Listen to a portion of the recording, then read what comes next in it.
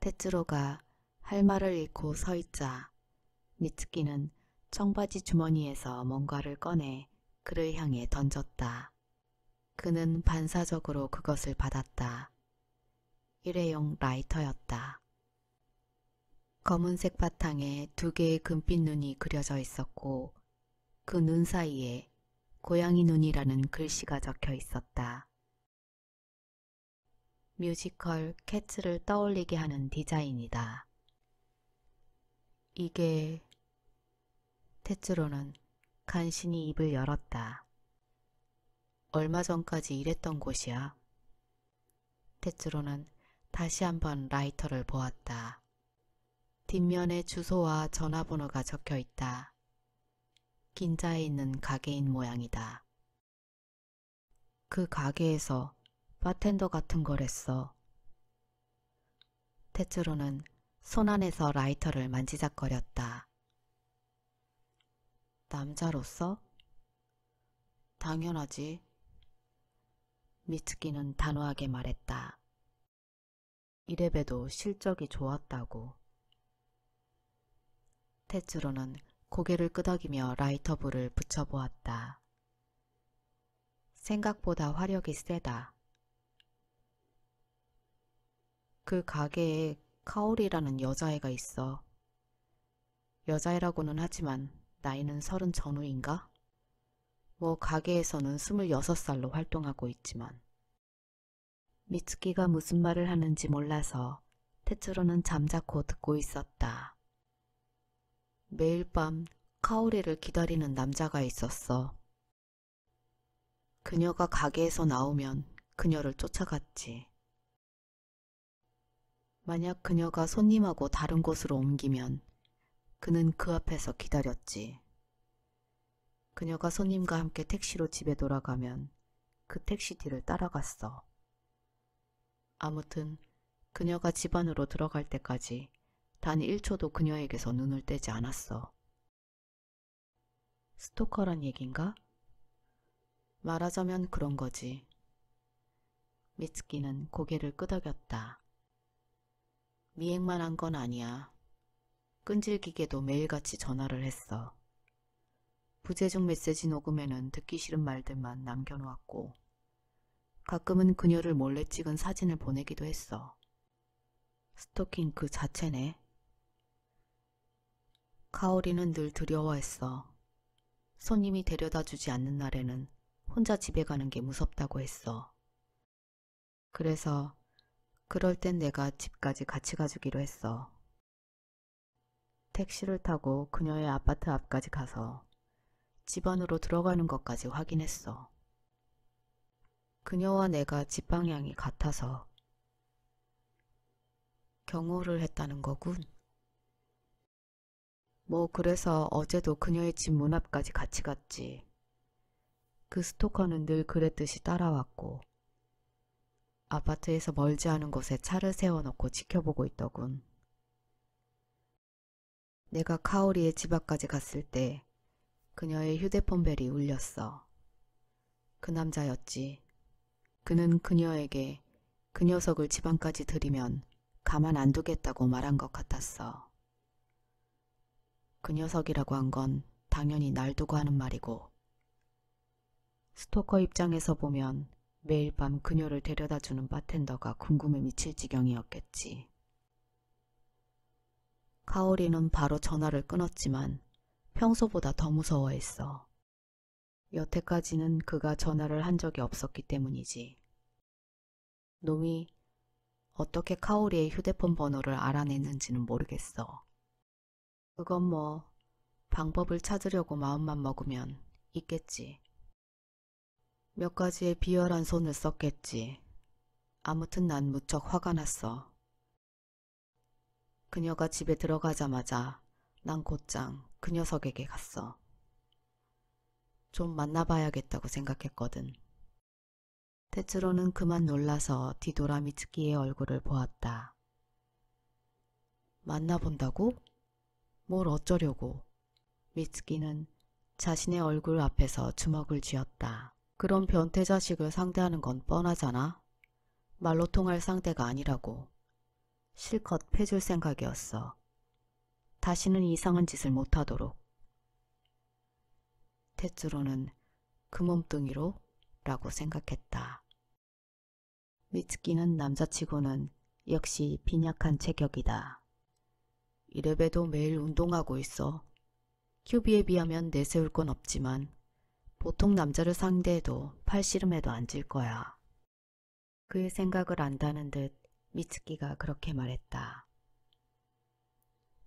그래서 어떻게 됐어? 놈의 차에다가가 간신히 탔지. 놈이 깜짝 놀라더군. 나는 그에게 앞으로 절대로 카오리 근처엔 얼씬도 하지 말라고 했어. 하지만 그 녀석은 전혀 말을 듣지 않으려고 했어. 이게 다 그녀를 위한 것이라는 둥 황당한 말을 해서 기가 막혔어. 화가 나서 난 놈의 얼굴을 후려 갈겼어. 그러자 그 녀석도 역시 흥분하면서 나에게 덤벼들었어. 그 다음은 말하지 않아도 알겠지? 좁은 차 안에서의 몸싸움이야. 허약한 변태 자식이라고 생각했지만 역시 남자라 그런지 힘이 꽤 셌어. 난 제정신이 아니었어. 정신을 차려보니 내가 그의 목을 조르고 있었고 미츠키는 담담하게 말했다. 말투만 듣고 있으면 마치 영화의 한 장면을 설명하는 것 같았다. 테츠로는 이 모든 게 사실인지 실감나지 않았다. 녀석이 움직이지 않았어. 내가 흔들어도 때려도 꿈쩍도 하지 않았지. 일냈다고 생각했어. 미츠키가 살짝 웃었다. 죄의식 같은 것도 자신의 인생에 큰 위험이 닥친 것도 못 느끼는 것 같았다. 그냥 화가 났어. 그 녀석이 그렇게 쉽게 죽어버린 게 말이야. 그래서 경찰을 안 불렀어. 아무리 생각해도 그럴 수 없었어. 이런 놈 때문에 내가 감옥에 가야 한다는 게 억울하다고 생각했어. 그래서 도망쳤어. 시체를 그대로 놔두고? 차는 사람들 눈에 잘 안 띄는 곳에 두고. 그래서 이렇게 계속 도망칠 생각이야? 테츠로가 묻자 미츠키는 어깨를 으쓱했다. 자수해야 한다는 건 알아. 가뜩이나 남다른 몸이라서 불편한데 지명수배까지 당하면 제대로 살기 힘들겠지. 그렇겠지 하고 테츠로는 생각했다. 사실 어젯밤 거의 못 잤어. 자수해야 할지 말지 계속 고민했거든. 그러다 무심코 달력을 봤는데 11월 셋째 금요일이라는 게 생각났어. 갑자기 너희들이 보고 싶어졌지. 너희들을 만난 후에 결정해도 늦지 않겠지라고 생각했어. 그럼 가게에 들어오지 그랬어? 들어가려고 했지. 근데 만약 내가 너희들과 만난 뒤에도 자수하지 않고 도망다니면 너희들에게 피해가 갈지도 모른다고 생각했어. 그래서 못 들어갔어. 미츠키는 이마에 손을 대고 머리를 흔들었다. 내 잘못이야. 거기까지 생각했으면 빨리 그 자리를 떴어야 했는데. 그때 마침 우리가 널 발견했다는 건가? 우리가 못 본 척 했어야 했나? 미츠키는 살짝 고개를 갸웃했다. 글쎄, 잘 모르겠어. 너희들이랑 얘기해서 다행이라고 생각해. 솔직히 말해서 후련해. 그녀는 풀이 죽은 듯 어깨를 축 늘어뜨리고 밤하늘을 올려다보며 고개를 좌우로 흔들었다. 그리고는 고백은 다 했다며 테츠로를 보고 미소 지었다. 자수해야 할지 말지 지금도 망설이고 있는 거야? 아니, 방금 결정했어. 미츠키는 눈을 몇 번 깜빡였다. 날이 밝으면 경찰서에 갈 거야. 자수할게. 정말 그럴 거야? 테츠로가 그렇게 말하자 미츠키는 예상외의 말을 듣기라도 한 것처럼 눈을 동그랗게 부릅떴다. 왜? 안 돼? 아니, 솔직히 어떻게 반응해야 할지 몰랐다. 널 경찰서에 보내고 싶지 않아. 하지만 자수는 해야 한다고 생각해. 양심과 비양심 사이에서 흔들리고 있는 건지도. 아무튼 놀란 건 사실이지만 어떻게 해야 될지 모르겠네. 괜찮아. 큐비는 그냥 보통 사람이니까 뭘 어떻게 하지 않아도 돼. 큐비가 그렇게 힘들어하면 나도 괴로우니까. 이대로 아무것도 못 들은 걸로 하고 집으로 돌아가면 돼. 테츠로는 그렇게 들었지만 이대로 돌아갈 수 없어서 가만히 서 있었다. 그러긴 힘든가? 그럼 내가 사라지면 되지. 미츠키가 말했다. 여러 가지로 고마워. 리사코에게 잘 얘기해줘. 그녀가 가방을 들고 뒤돌아선다. 그리고 망설이지 않고 걸었다. 잠깐만 기다려. 테츠로는 그녀를 불렀다. 그러나 미츠키는 멈추지 않았다. 그는 달려가 그녀의 어깨를 잡았다. 기다리라는 말 못 들었어? 미츠키는 그의 손을 뿌리치려고 했다. 하지만 그는 놓지 않았다. 그녀가 그의 손목을 잡고 떼어내려고 해서 테츠로는 더욱 손에 힘을 주었다. 미츠키는 그의 손목을 잡고 쓴웃음을 지었다. 역시 남자라 다르네. 자고로 남자란 이렇게 힘이 세야지. 아무튼 아파트로 다시 가자. 리사코에게 뭐라고 말해야 할지 난 모르겠으니까. 나한테 들은 대로 말하면 돼. 네가 얘기해. 그 녀석도 분명 너한테 직접 듣고 싶어 할 거야. 테츠로의 손목을 잡고 있던 미츠키의 손에서 갑자기 힘이 빠졌다. 그녀는 한숨을 쉬면서 머리를 흔들었다. 끔찍한 소리 하지 마, 큐비. 하기 싫은 얘기를 또 하라는 거야? 그렇지 않아도 경찰서에 가면 몇 번이나 말해야 하는데 미쳐버릴 것 같단 말이야. 그 전에 한 번만 더 리사코에게 말해줘.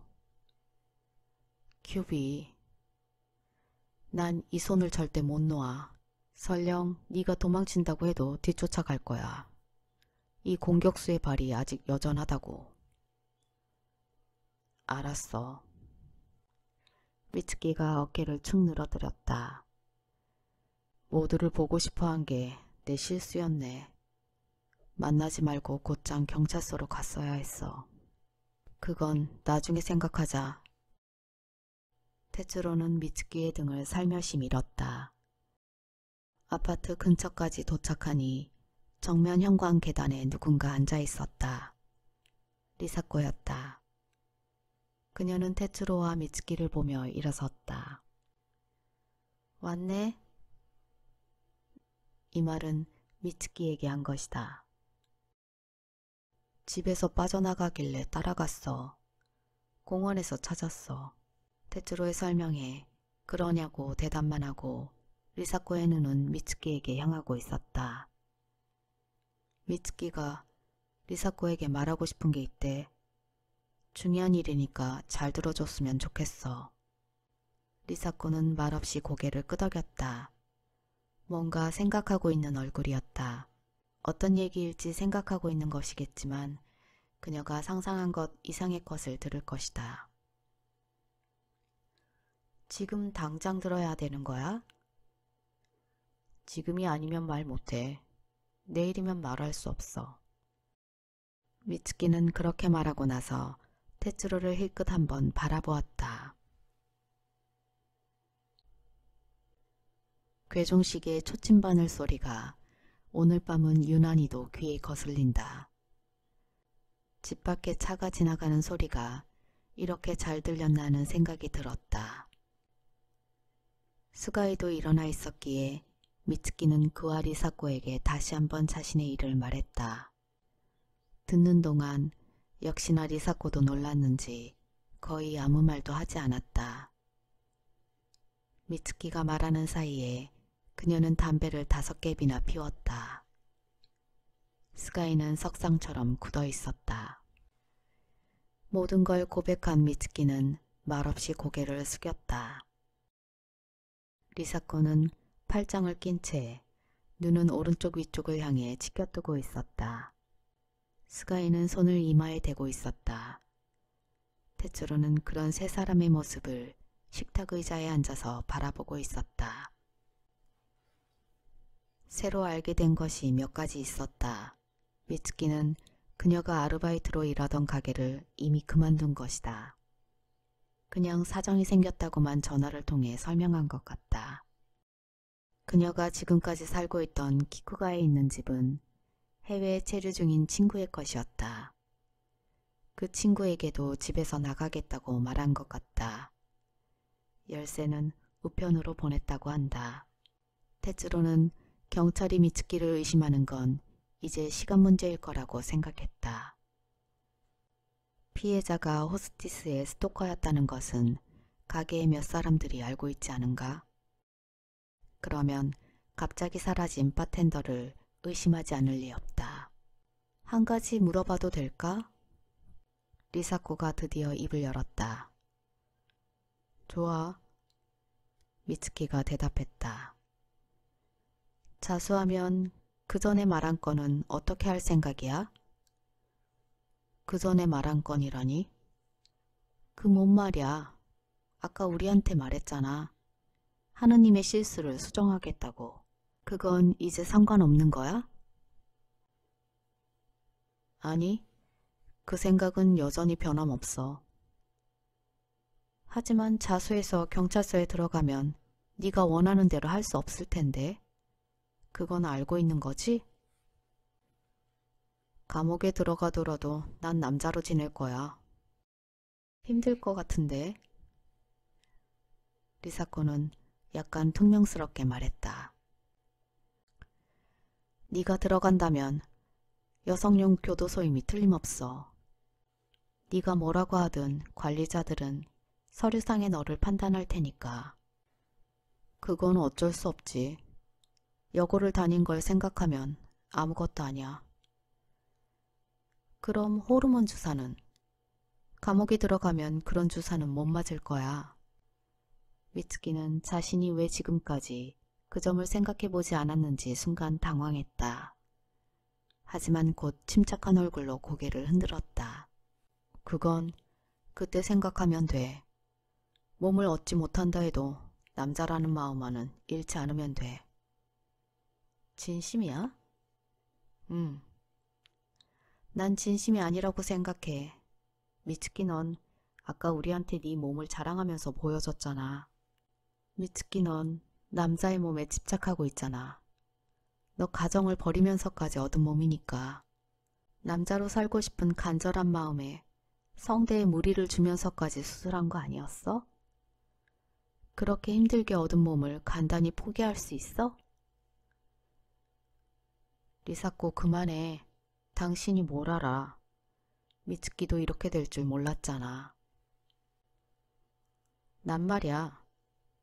리사코는 언성을 높인 후 숨을 깊게 한 번 내쉬었다. 다시 미츠키 쪽을 보았다. 미츠키, 너의 인생을 이렇게 어중간하게 끝나게 하고 싶지 않아. 너 인생이 이제 막 시작된 거잖아. 이대로 감옥 같은 데에 들어가면 네 인생이 어떤 해답도 얻지 못하고 끝나게 되는 거야. 아니면 그냥 감옥 안에서 너 자신만이 남자라고 우기면 그걸로 만족하는 거야? 그럼 어쩌라는 거야. 책임지지 못할 소리는 하지 마. 테츠로는 의자에서 일어나 소리쳤다. 리사코는 허리를 곧게 폈다. 미츠키를 곁눈질로 보면서 그녀의 몸은 테츠로 쪽으로 조금 돌렸다. 내가 책임질게. 그러면 되잖아. 미츠키를 경찰서에 보낼 수 없어. 누가 뭐래도 말이야. 그렇게 선언하듯이 말했다. 시계바늘이 5시 반을 지나자 테츠로는 조간신문을 가지러 갔다. 주위는 아직 어두웠다. 그들은 이대로 새벽을 맞이할 것이다. 금요일 오후 7시경 에도가와구 시노자키에 있는 한 제지 공장의 쓰레기장에서 남성의 사체가 발견됐다. 공장 종업원이 드럼통 구석에서 시신을 발견한 모양이다. 나이는 30대에서 50대, 복장은 회색 점퍼에 연보라 바지, 지갑과 면허증, 명함 같은 건 발견되지 않았다. 기사 내용은 간략했다. 실렸어. 방으로 돌아온 테츠로가 테이블 위에 신문을 놓았다. 스가이가 먼저 신문을 얼굴에 거의 붙을 정도로 가져가 기사를 읽었다. 리사코가 옆에서 들여다본다. 이거야? 리사코가 미츠키에게 물었다. 아마도? 미츠키가 무뚝뚝하게 대답했다. 소지품을 없앤 게 너야? 테츠로가 물었다. 면식범이 아닌 것처럼 하고 싶었으니까. 어디에 버렸어? 안 버렸어. 그럼 어디에 있어? 여기 있어. 미츠키는 가방 안에 손을 넣었다. 검은 지갑과 수첩을 꺼내어 테이블 위에 던졌다. 테츠로가 손을 내밀다가 멈췄다. 자신의 지문이 묻으면 안 될 것 같았기 때문이다. 그런데 리사코는 한치의 망설임도 없이 그것을 집었다. 왜 이런 걸 가지고 있어? 바로 버리려고 했지만 자수할 거면 가지고 있는 게 낫지 않을까 해서. 경찰들이 내가 범인이 맞다고 증명하는 귀찮은 과정들을 안 해도 되잖아? 리사코는 어이없어 하면서 고개를 흔들었다. 넌 여전하구나. 거침없다고 해야 할까? 보여줘봐. 어차피 리사코가 만져서 증거물은 이미 오염됐다는 생각에 테츠로가 손을 내밀었다. 지갑 안 면허증에는 삐쩍 마른 남자의 얼굴이 박혀 있었다. 그의 움푹 파인 눈은 정면 위쪽을 향해 치켜뜨고 있었다. 짧은 머리에 넓은 이마, 볼은 홀쭉하고 앞니는 조금 앞으로 튀어나와 있다. 이름은 도쿠라 아키호. 잿빛이 도는 얼굴로 주소는 이타바시구 이타바시 3번지다. 올해 42살인 것 같다. 지갑에는 2장의 명함이 들어있었다. 도쿠라 아키호의 것으로 카도마츠 철공소라고 적혀 있었다. 회사도 이타바시에 있는 것 같다. 그는 전무이사였다. 아무리 중소기업이라고 해도 전무이사 정도의 자리라면 긴자의 값비싼 가게를 가는 건 어렵지 않았을 것이다. 잠깐, 이게 뭐야? 수첩을 넘기던 리사코가 볼멘 소리로 투덜댔다. 손때 묻은 낡은 수첩이다. 심하지? 미츠키의 입꼬리가 아래로 향한다. 뭔데? 수첩이 왜? 보면 안다는 듯이 리사코가 수첩을 내밀었다. 안을 열자 테츠로는 자신도 모르게 눈을 크게 떴다. 수첩 안에는 작은 글씨가 빼곡히 채워져 있었다. 연필로 쓰여져 있었기 때문에 페이지 전체가 거무스름하다. 손에 힘을 꾹꾹 쥐어 적었는지 표면이 아주 심하게 울퉁불퉁하다.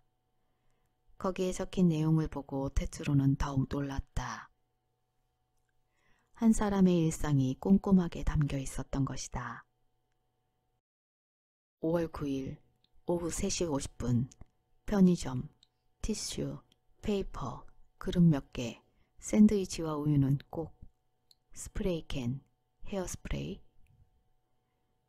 오후 7시 정각, 고양이 눈 가게, 곤색 정장, 검정 하이힐, 검정 가방. 오전 1시 25분 손님 2명, 호스티스 1명과 가게를 나섬. 7번지 다트로. 오전 3시 25분 손님 1명, 통통한 50세 정도 양복. 그의 배웅으로 기가. 3시 30분 정시 연락 이상무. 5월 11일 오후 5시 30분 외출. 회색 정장, 검정 하일, 흰 가방과 쇼핑백, 긴자 4번지. 다이토 긴자 현금 서비스, 마츠야, 화장품 몇 개, 안도 서점, 잡지 한 권. 오후 6시 20분 다방 세피야. 6시 50분 남자, 갈색 양복, 백발, 50대 정도. 그와 함께 나옴. 오후 7시 일식집, 하마우지. 9시 10분. 9시 32분, 고양이 눈 가게로. 11시 24분, 갈색 양복의 신사 돌아감, 카오리 배웅. 오전 1시 28분 가게에서 나옴, 호스티스, 아마 남이라는 이름. 택시로 귀가. 2시 5분 집 도착. 2시 8분 정시 연락. 이상 없음. 이후에도 2, 3일 간격으로 똑같은 기록이 남겨져 있었다. 그것은 11월의 중반, 즉 바로 얼마 전까지 계속 기록했던 것이다. 대단하네. 무슨 탐정 같네. 옆에서 들여보던 스가이가 어이없다는 듯이 말했다. 뭐지 이건? 테츠로가 고개를 들며 물었다. 도쿠라는 카오리의 일상을 감시하고 게다가 기록까지 하고 있었던 거지. 그가 그녀에게 얼마나 집착했는진 내용을 읽어보면 알 수 있을 거야.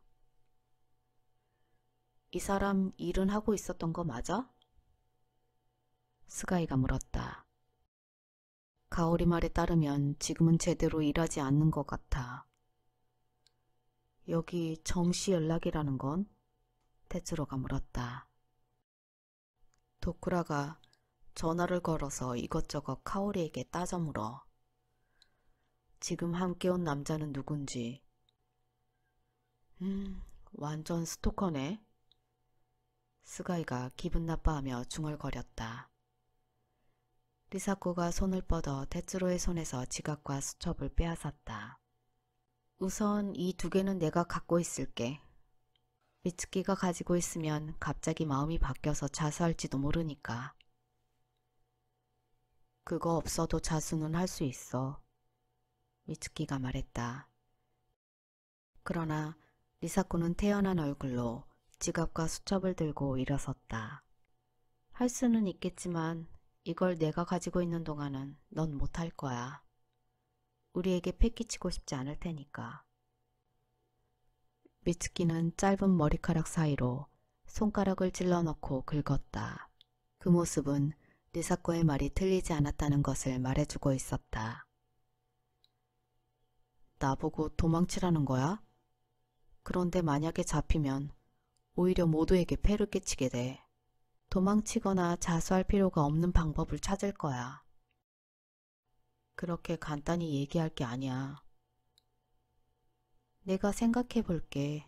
아까도 말했지만 그런 하찮은 일로 미츠키의 인생을 망치게 둘 수 없어. 이런 시시한 스토커 자식 때문에 말이야. 수첩을 흔들며 그렇게 말한 뒤 리사코는 일어나 침실 쪽으로 갔다. 침실 문 여는 소리가 난다. 침실에서 나온 그녀는 그대로 주방으로 가서 커피를 컵에 담아 가져왔다. 지갑과 수첩은? 미츠키가 물었다. 비밀 장소에. 모두에게 컵을 주면서 리사코는 대답했다. 리사코, 자수한다고 누구나 다 감옥에 가는 건 아니야. 테츠로는 아까부터 계속 생각했던 말을 했다. 저 수첩이 있으면 도쿠라가 스토킹을 했다는 증거가 돼. 카오리를 도우려고 어쩔 수 없이 한 일이라고 하면 정상 참작이 될 거야. 과연 그럴까? 리사코는 소파에 앉아 커피를 홀짝 마셨다. 아니란 말이야? 미츠키 얘기 못 들었어? 그날 밤은 카오리 씨도 미츠키도 도쿠라에게 직접적으로 뭔가를 당한 게 아니었어. 먼저 손을 댄 건 미츠키야. 카오리 씨를 도우려고 했다고 하면 경찰들이 그 말을 순순히 믿어줄 것 같아? 물론 무죄를 받긴 힘들겠지. 하지만 의도적으로 죽였다고 할 수도 없지 않을까? 그걸 어떻게 증명해? 미츠키는 상대의 목을 졸랐어. 충동적이었다고 해도 죽이려는 목적이 있었다고 생각할 가능성이 크지 않을까? 그건 뭐라고 할 수 없지만. 테츠로는 머그잔을 들고 한 모금 마셨다. 커피 맛이 쓰다. 리사코는 항상 커피를 진하게 탄다. 걱정 마. 나한테 맡겨둬. 맡기라니? 이 건에 대해서는 내가 전부 책임지겠다고 했잖아. 당신이나 스가이는 아무것도 모르는 척하면 돼.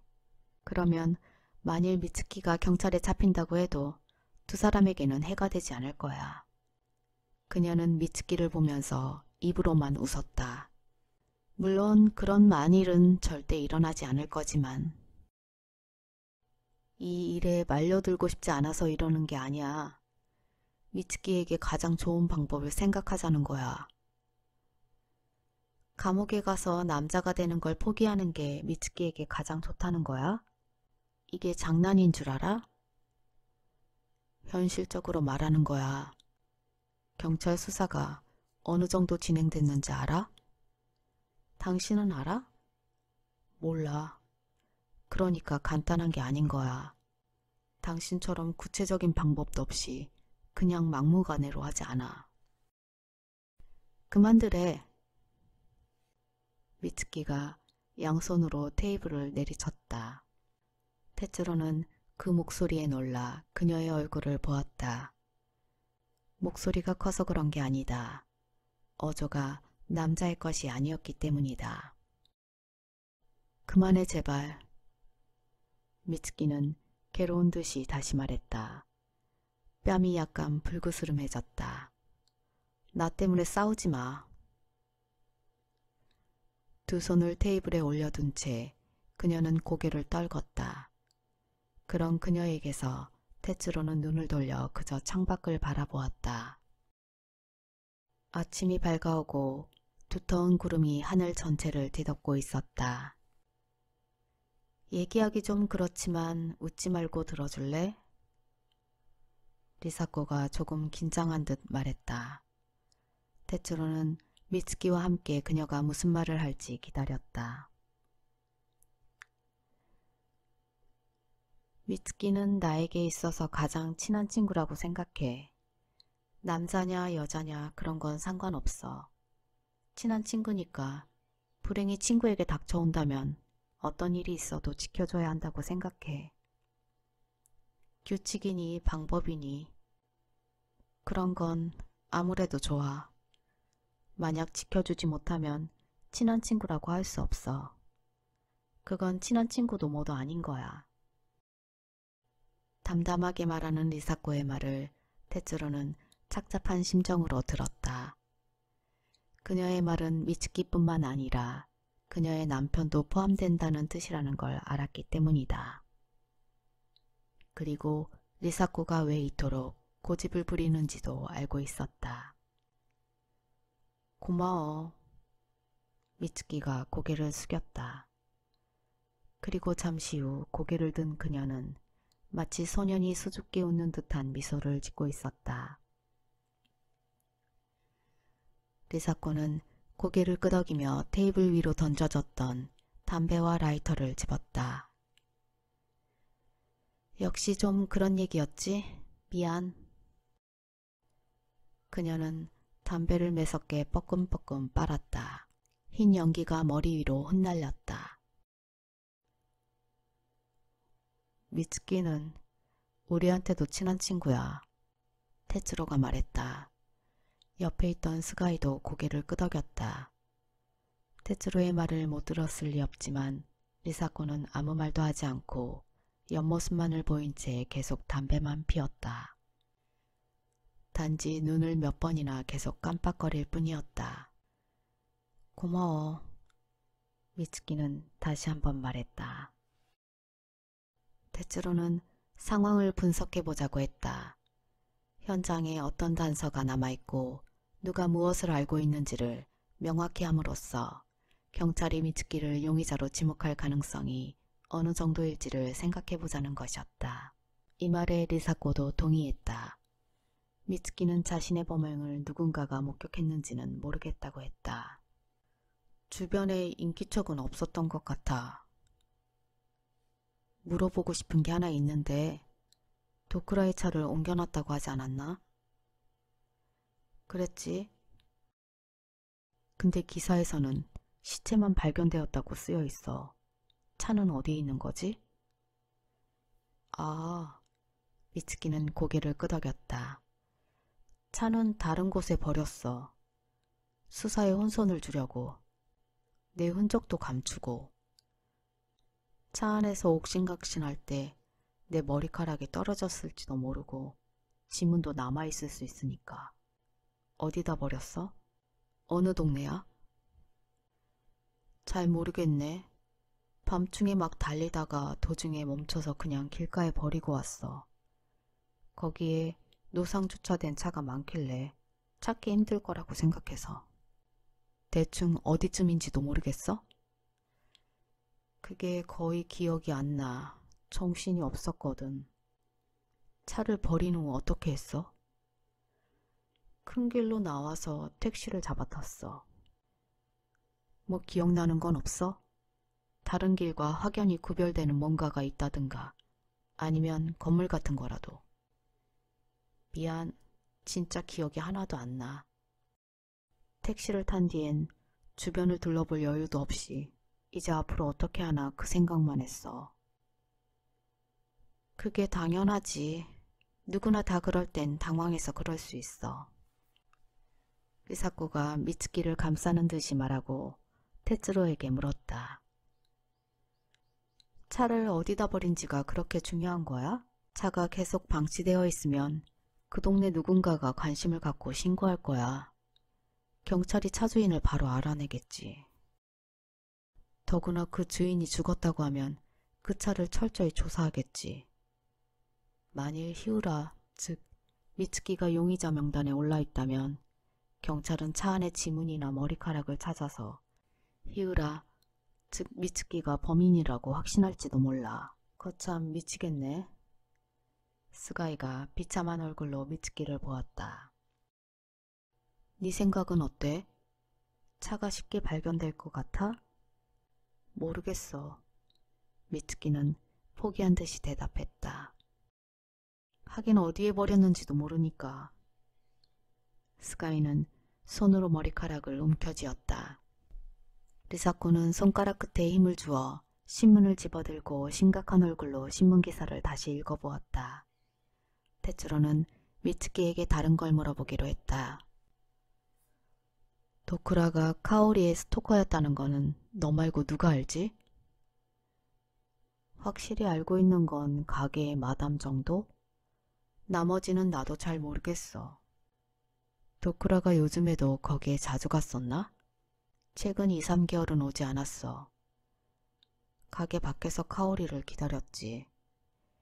그전에도 특별히 자주 왔던 건 아니었다고 카오리가 말했었어. 그렇다면 신원이 도쿠라라고 밝혀져도 경찰이 가게로 바로 갈지 안 갈지는 모르는 것이다.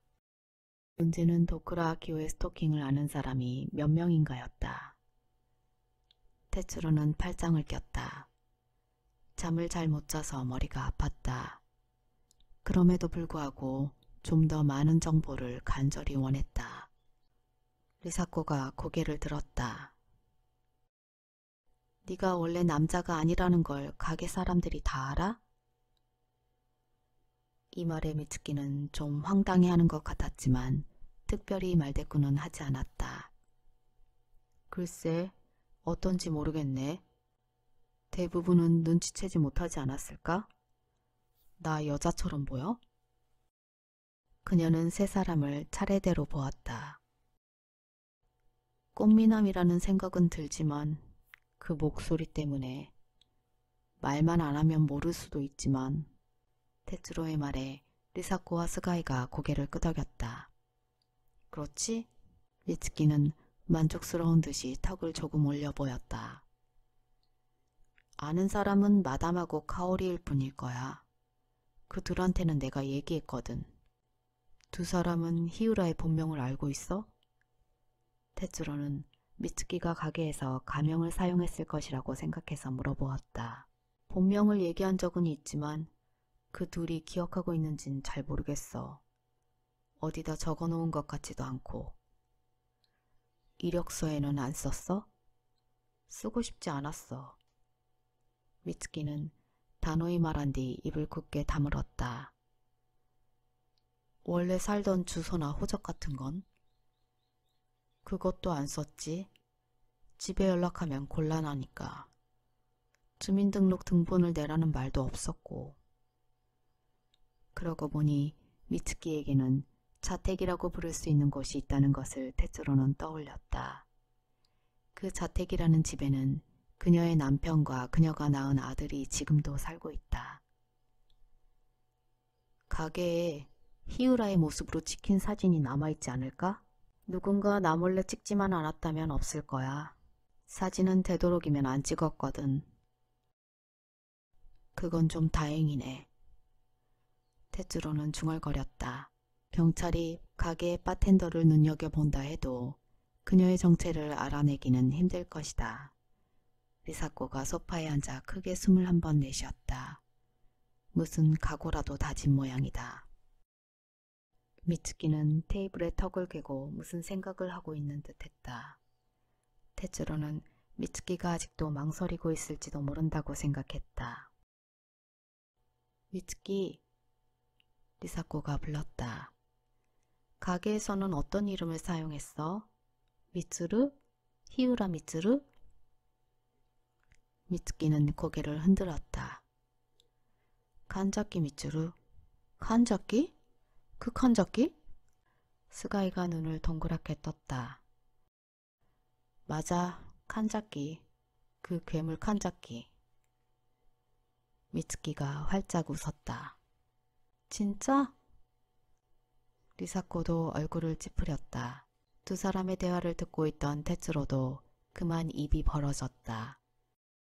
칸자키는 제도대학 미식축구부의 전설이었던 괴물코치의 성이었다.